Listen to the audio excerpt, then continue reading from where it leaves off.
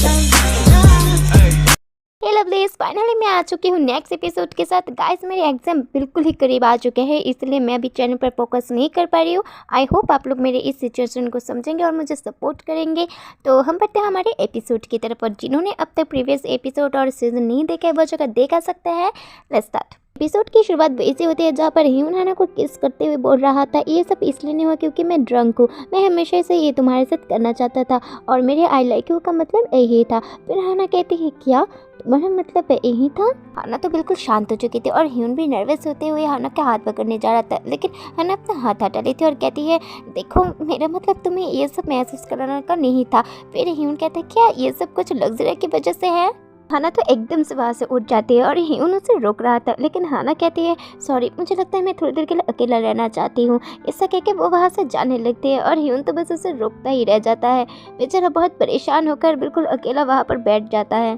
पीछे से हमें ये सब देखते हुए कोई काली परछाई दिख रही थी, फिर वो भी वहाँ से गायब हो जाता है।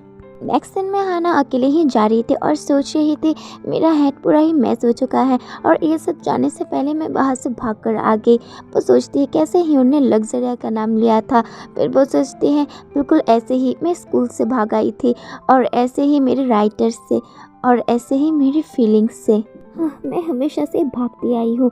तभी भी जैसे कोई कहता है ढूंढ लिया है मैंने तुम्हें, ऐसा कह के वो हाना को पकड़ लेता है। हाना सोच रही थी क्या ये किस स्नेक है, और पीछे से वो आदमी कह रहा था चलो हम थोड़े और प्राइवेट जगह पर चलते हैं, मेरे साथ चलो। वो तो हाना को वहाँ से ले ही जाने लगता है और फिर कहता है ठीक है मुझे बताओ मिली मिलम वो टेरिटोरियल लग्जरिया कहाँ पर है। मुझे पता है कि तुमने उसके साथ कॉन्ट्रैक्ट किया है तो तुम्हें तो बेटर ट्रूथ पता होगा। नहीं मुझे कुछ भी नहीं पता, मैंने तो उसे कब से नहीं देखा। लेकिन वो तो हाना का गला और कस के दबाने लगता है और कहता है केयरफुली सुनो मिली मिलम, मेरे अंदर उतना पेशेंस नहीं है, तो मैं ये लास्ट बार तुमसे पूछ रहा हूँ लग्जरिया कहाँ पर है। हाना तो तड़प कर कह रही थी सच में मुझे कुछ भी नहीं पता। ये बात सुनकर तो वो हाना को और जोर से दबाने लगता है और कहता है तुम्हारा ये एफर्ट्स अपने मास्टर को बचाने का काफ़ी एडमायरेबल है, लेकिन ऐसा लग रहा है तुम्हारा अब कोई यूज़ नहीं बचा, तो मर जाओ। नहीं मैं सच में कोई ब्रीथ नहीं ले पा रही हूँ, क्या सच में मेरे साथ ये हो रहा है। नहीं मैं ये नहीं चाहती, मुझे हेल्प करो प्लीज़ लग्जरिया।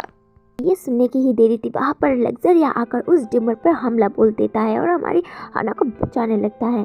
हाना लग्जरिया को देखते कह रही थी कि हाँ ये कौन है, और यहाँ पर लग्जरिया तो अभी भी लड़ाई कर रहा था और फिर वो कपकपाते बोल रहा था जल्दी से यहाँ से कहीं और ह्यूमन के पास चली जाओ जल्दी।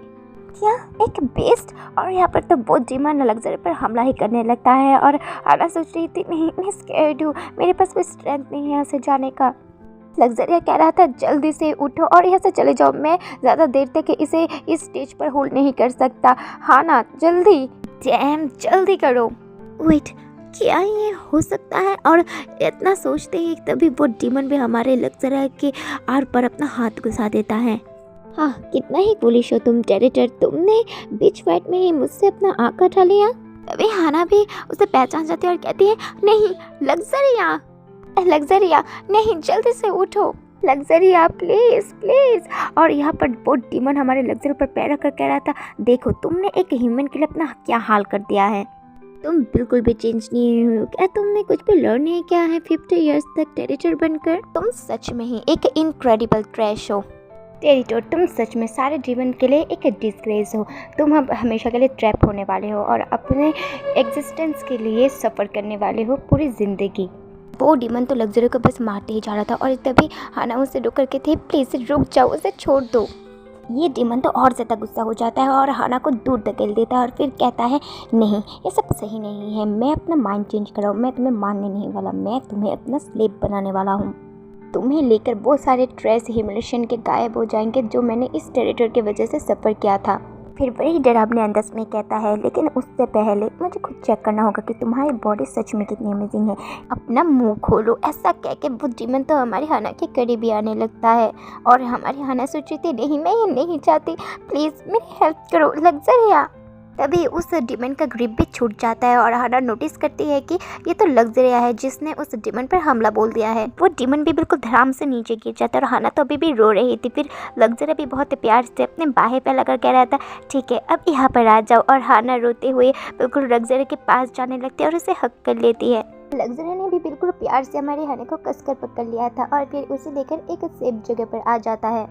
लग्जरिया, हमें जल्दी से तुम्हारे लिए हेल्प की ज़रूरत है। लग्जरिया कहता है, नहीं मुझे टच मत करो। हाना तो बिल्कुल शॉक हो जाती है और लग्जरिया भी कह रहा था, मेरे ऊपर अपना हाथ मत रखना। आखिर तुम किसके बारे में बात कर रहे हो? क्या तुम अपनी हालत देख भी रहे हो अभी? तभी लग्जरिया कहता है, भाग जाओ यहाँ से। और हाना चौंका कहते हैं, क्या? फिर लग्जरिया कहता है, मुझसे जितना दूर हो सके उतना दूर भाग जाओ। मैं अभी एबल नहीं हूँ खुद को कंट्रोल करने के लिए इस स्टेज पर। मैं तुम्हें बिल्कुल तुम्हारे लिमिट तक पुश करूँगा और एंड में तुम्हें हर्ट होगी और इसीलिए तुम्हें मुझसे जितना दूर हो सके उतना दूर चले जाना चाहिए, इससे पहले कि मैं अपना माइंड खोकर तुम पर ही अटैक करूं। जल्दी हाना। इधर हाना सोच रही थी, मैं स्कूल से भाग गई हूँ, अपने राइटर से भी और अपने फीलिंग से भी। मैं हमेशा से भागती आई हूँ और फिर मैंने रिग्रेट किया है। प्रेजेंट में हाना लग्जरी की तरफ अपना हाथ बढ़ाते हुए उसके करीब जाकर उसे किस करते हुए सोच रही थी, लेकिन इस टाइम मैं बिल्कुल भी नहीं भागने वाली। इनका ये मोमेंट सच में बहुत ही ज़्यादा प्यारा था और लग्जरी तो कांपते कह रहा था, आखिर क्यों, तुम ऐसा क्यों कर रही हो? तभी हाना कहती है, क्योंकि मैं केयर नहीं करती, अगर मैं हर्ट भी हो गई तो जब तक ये तुम हो सब कुछ ठीक है। सो मुझे होल्ड करो लग्जरिया। ऐसा कह के वो लग्जरिया को और कसकर हक कर लेती है और फिर उसे किस करने लगती है। फिर लग्जरिया भी उसे प्यार से किस करने लगती है और वो दोनों इस वक्त बहुत ही ज़्यादा करीब आ चुके थे। हम देखते हैं कि लग्जरिया का ये घाव भी अब भरने लगता है और वो दोनों अभी भी एक दूसरे को किस करने लगते हैं, एक दूसरे के करीब आने लगते हैं। और अभी इस वक्त वो दोनों बहुत ही ज़्यादा रोमांटिक टाइम स्पेंड कर रहे थे और बैकग्राउंड में हाना कह रही थी, मैं अब रिग्रेट नहीं करने वाली। तो एपिसोड होता है यहाँ पर ही ख़त्म। गाइस, इसके जो नेक्स्ट एपिसोड है ना, सच में बहुत ही ज़्यादा इंटरेस्टिंग और मज़ेदार है, जो आप लोगों को पसंद आने वाला है। ऑफ कोर्स उसको देखने के लिए दोनों चैनल को सब्सक्राइब और लाइक कमेंट कर दीजिए ताकि मैं मोटिवेट हो पाऊँ और मेरे एग्जाम के लिए भी गुड विश दे दीजिएगा। गाइस, मिलता है नेक्स्ट एपिसोड पर। अच्छे से रहना, खुश रहना, बाय।